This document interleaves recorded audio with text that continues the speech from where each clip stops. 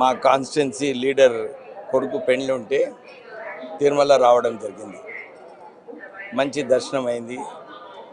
వెంకటేశ్వర స్వామిని ఇదే మొక్కున్నాము. ప్రపంచంలో ఈ ట్రంప్ చేసిన ఏదైతే నిర్ణయాలు ప్రపంచం మొత్తం దేశాలలో అందరూ కూడా సఫర్ అవుతున్నారు.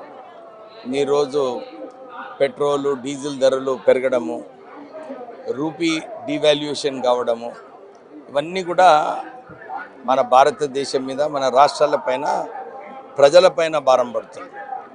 సో అదే మొక్కడం జరిగింది.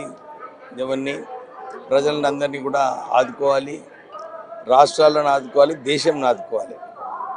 ఇంతకుముందు కూడా ప్రధానమంత్రి మోడీ గారు అప్పుడు ఆ రోజులలో చెప్పారు, ఈ రూపీ డివాల్యుయేషన్ కానివ్వను నేను ఉన్నప్పుడు.